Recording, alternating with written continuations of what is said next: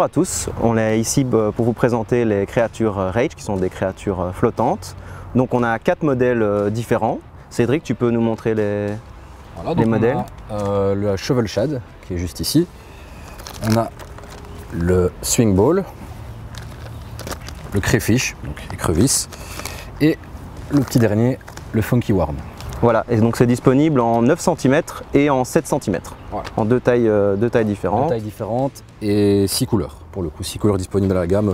Les couleurs assez classiques, des couleurs assez naturelles, jusqu'à des couleurs Lemon Tiger, blanc à paillettes, enfin gris à paillettes comme ça, donc il y en a un peu, il y a de tout pour tout le monde. Donc voilà, donc ce sont des créatures qui sont flottantes, mais qu'il ne faut surtout pas mélanger avec d'autres leurres souples. Vous pouvez les mélanger entre elles, vous pouvez les mettre sur une jupe en silicone d'un rubber jig ou bien alors d'un chatter. Mais il ne faut surtout pas les mélanger avec d'autres leurres souples qui sont en silicone, comme des slick shad de la gamme Rage, etc. Il ne faut surtout pas les mélanger, sinon ça va fondre. On risque d'avoir de la soupe dans vos boîtes. Exactement, il vaut mieux éviter. Donc voilà, un démontage qu'il est possible de faire avec, donc c'est le Cheburashka, montage Cheburashka, donc avec une tête plombée articulée striking, un hameçon texan. Ici j'ai mis un Shovel Shad, mais vous pouvez mettre n'importe lequel des leurres, hein, ça pose vraiment aucun souci. Donc l'avantage de ce leurre, c'est que la tête plombée et l'hameçon sont articulés. Et ce qui est très intéressant pour le coup avec les créatures ici, c'est que les leurres sont flottants. Donc en plus déjà de l'articulé du montage Cheburashka de base, avec le côté flottant, ça permet au leurre de bien se tenir en position comme ça sur le fond. Et voilà, ça rajoute un petit truc vachement intéressant sur ce genre de pêche à gratter sur le fond. Voilà, ça permet vraiment de décoller le leurre du fond et de le voir de plus loin voilà. pour un poisson, de le démarquer du fond. Voilà, c'est ça, ça imite un peu un poisson qui fouille dans le fond, une créature, la position d'une écrevisse, hein, comme vous connaissez, une écrevisse pince vers le dessus quand elle est en position de défense. Donc voilà, c'est un petit plus qui est vachement intéressant avec le fait qu'il soit flottant sur le montage Cheburashka. Exactement, un petit peu dans le même état d'esprit, on a le montage avec une tête plombée Nedrick, donc qui est une tête plombée plate de chez Striking et qui va permettre d'avoir un leurre vraiment vertical sur le fond, qui va pareil que sur le Cheburashka, ça va vraiment très bien se démarquer, sauf qu'ici on a un montage un petit peu plus rigide qui va nager un petit peu différemment. Et donc on a ce montage qui va aussi se démarquer du fond et qui est aussi très très efficace. Avec la créature flottante, ça permet vraiment au montage de rester droit comme un i sur le fond. Pareil, c'est un autre montage qui peut être très très efficace sur cette tête plombée là. Tu peux nous montrer un petit peu un autre montage? Ouais, donc toujours dans la même gamme en texan, donc Kevin a montré un montage qui permet de pêcher dans des eaux un peu plus ouvertes. Ici en texan, on a un montage que moi j'aime beaucoup, par exemple pour pêcher la vieille, mais que les pêcheurs de basse connaissent très bien. C'est le Jika Rig. Donc c'est un montage avec un émerion baril, un plomb drop shot assez effilé et un hameçon texan.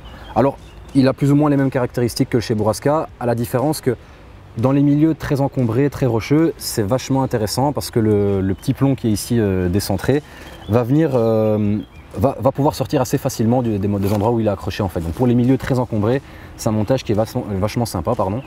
Et on a toujours aussi ce côté articulé, donc qui est vraiment super intéressant et d'autant plus avec des créatures flottantes. Donc Evan.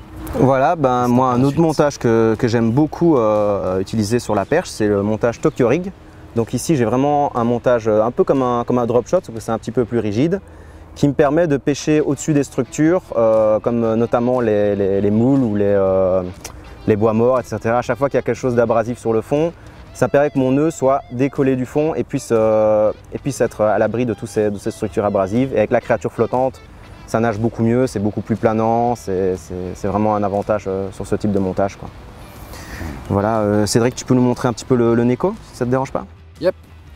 Alors voilà, je parlais des pêcheurs de basse précédemment, montage que les pêcheurs de basse connaissent très bien aussi, donc le Neko Rig. Donc c'est un montage qui est un des plus simples, hein, je pense, hein, c'est un hameçon simple, un hameçon drop shot par exemple, hein, que vous attachez directement sur votre bas de ligne. Le leurre souple, et alors vous pouvez mettre, c'est pas forcément obligatoire, hein, mais vous pouvez mettre un petit insert comme ça qui permet de lester le leurre et qui va permettre de le faire couler, mais on peut le pêcher un peu aussi en le montant comme ça, donc en ce qu'on appelle en waki pour ceux qui ne connaissent pas un petit peu, hein, et donc en le montant simplement comme ceci. Donc c'est vraiment un montage très simple pour pêcher le bass, pour pêcher aussi la perche, qui permet une présentation intéressante comme ça, toujours sur le fond, et donc encore une fois, hein, l'avantage d'un leurre flottant qui se présente de cette manière-là.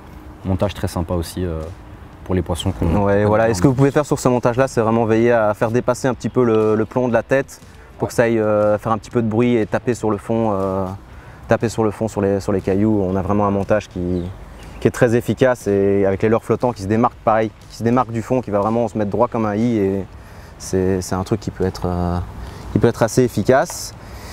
Un autre montage qui est pas mal aussi, c'est le montage Free Rig. Donc ici, ça ressemble un petit peu, on est un petit peu sur un montage texan, sauf la différence, c'est qu'on a un plomb drop shot avec un anneau ouvert, donc vraiment un anneau qui va faire glisser le fil quand le leurre flottant. Ici, il faut absolument un leurre flottant pour ce genre de montage, mais en tout cas, c'est beaucoup plus efficace. À chaque fois qu'on va donner du mou, le montage va vraiment remonter. L'écrevisse va vraiment remonter et puis redescendre. Et ici, j'ai mis une petite bille en verre, on peut ne pas en mettre si on ne veut pas faire de bruit, mais quand elle va redescendre, ça va claquer. À chaque fois, elle va remonter avec sa flottaison et quand on va tirer, elle va reclaquer. C'est un montage qui peut être très très efficace aussi et que les poissons n'ont pas trop l'habitude de voir. Pas ça souvent. Pas souvent, non, c'est assez récent quand même comme montage. C'est peu utilisé, quoi. Alors le montage que toi tu aimes bien aussi, Cédric, pour le coup, dans les montages qu'on voit pas souvent, qu'on voit vraiment pas souvent même, je trouve, c'est le kickback rig. Alors bon voilà, c'est un peu ça demande un petit peu de logistique, encore pas tant que ça, hein. Donc c'est quelques morceaux de fluoro avec des émerions barils, un plomb ici qui est coulissant, notre leurre qui est fixé là derrière sur un hameçon texan, mais pas forcément, hein. Si vous pêchez des milieux qui ne sont pas spécialement encombrés, moi ça m'arrive de les mettre aussi sur un hameçon simple, simplement, un gros hameçon simple.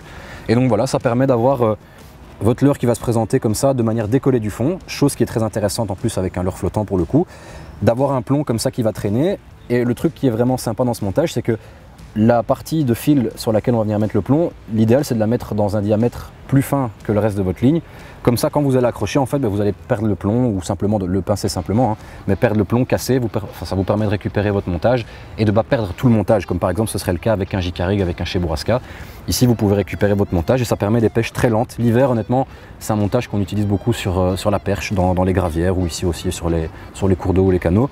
Et c'est un montage qui est très très peu utilisé, je trouve, et qui est pourtant très très efficace. Donc J-Rig, kickback rig, ça vaut le coup de le tenter. Ouais. Ça vaut le coup de le tenter, exactement. Donc ces créatures-là, pour le coup, elles sont super intéressantes pour les amateurs de pêche en finesse. Moi, c'est une pêche que j'apprécie beaucoup. Donc ça permet vraiment, voilà, ça complète vraiment la gamme de Fox. Il y avait déjà énormément de shad, des grubs. Là, pour le coup, on a des créatures qui vous permettent de pêcher avec des techniques un peu plus parfois discrètes, un peu plus fines, et qui permettent vraiment de cibler les poissons autrement. Donc la perche, le basse, le cendre. Et voilà, on a toujours des très belles surprises quand on pêche avec des créatures sur le fond, hein. Je pense que je vous apprends rien. Donc voilà, c'est des créatures qui sont vraiment, qui viennent bien compléter la gamme qui était déjà assez complète, mais qui viennent bien terminer de compléter une gamme complète. Oui, ça permet de sortir du lot avec un leurre qui est un petit peu différent de ce qu'il y a sur le marché. Clairement, ouais. Sur des montages qui, voilà, comme ceux qu'on vous a présentés, ne sont pas forcément très utilisés et qui valent le coup d'être utilisés pour nous. Exactement. Qui permettent de sortir un peu son épingle du jeu et de faire la différence dans les moments où c'est difficile. Ça arrive, comme aujourd'hui.